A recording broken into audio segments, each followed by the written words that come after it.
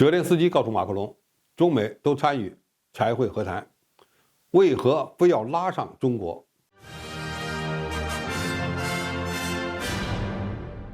观众朋友，大家好，我是付全超。据《华尔街日报》报道，美国总统拜登近期拉着舒尔茨、马克龙、泽连斯基以及一众东欧国家领导人会商俄乌冲突问题。马克龙则与泽连斯基讨论了在巴黎举行和平会议的可能性。泽连斯基表示，只有在中美领导人都参与其中时，他才会出席和谈。要注意，乌克兰改变了不与普京谈判的立场，还要求中国参加和谈。此前，在中国发布和平解决乌克兰危机的12点主张之后，泽连斯基曾表示希望与中国展开对话，认为这样做可以进一步孤立俄罗斯。那么，乌克兰为何要在有可能进行的巴黎和谈中拉上中国呢？其目的又是什么？首先，此举可将中国定位在促和的位置上，避免中国军援俄罗斯，同时也能给俄罗斯一定的压力。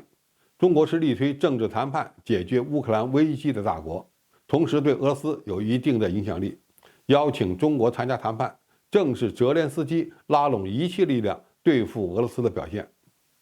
第二，如果没有中国参与和谈，俄罗斯在巴黎和平会议上将会空前的孤立，从而失去了双方沟通的弹性。中国的作用是能够更好地倾听俄罗斯和乌克兰的声音，充分理解双方的主张。这与西方只谴责俄罗斯要求惩罚俄方的态度完全不同，给俄罗斯留有余地，和谈才有可能展开并取得成果，否则就没有任何可能性。第三，俄罗斯因为明斯克协议的受骗经历，已经很难再信任西方国家。明斯克协议被证明是西方国家搞的一个阴谋，从而使乌克兰有了一个强军备战的缓冲期。普京上过一次当，再上一次就很难了。所以，如果有中国参加多边会谈，俄罗斯至少还有一个自己能够信任的国家，否则就很难谈下去。因为俄罗斯真的信不过西方。第四，乌克兰对俄罗斯的承诺也没有信心，需要中国的担保。乌克兰如果以后要成为一个中立国家，不发展能够攻击俄罗斯的武力，但也要保证自身的安全，因此需要多个国家为其提供安全担保。这方面就包括了中国。俄罗斯方面当然也会忌惮违背中国参与签订的和平条约的后果，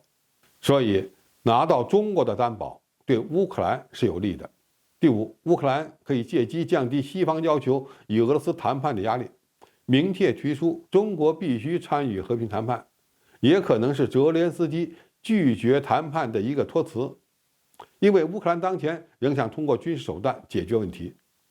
但欧洲国家的压力也不能不顾及。总体而言，将中国拉入和平解决乌克兰危机的棋局，对泽连斯基而言是一步高棋。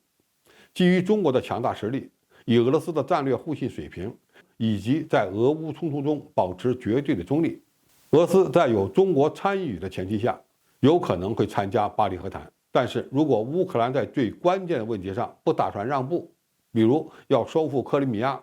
要求在国际法庭上对俄罗斯政府人士进行审判，要求俄方支付巨额赔款，并仍然要求加入北约等等，而俄罗斯方面则一定要并入乌克兰4个州，那么俄乌冲突也就不可能通过谈判解决。在这样的情况下，恐怕只能等到俄乌双方再打一段时间，直到都消耗不下去时，和平谈判才有可能到来。基于西方与俄罗斯之间的巨大政治分歧，双方几乎没有任何互信，如果没有一个中间国家进行调和，能谈出结果的可能性非常小。所以现在看，中国参与乌克兰危机谈判似乎还很早，但也不是遥不可及。我们不能小瞧了泽连斯基的政治智慧，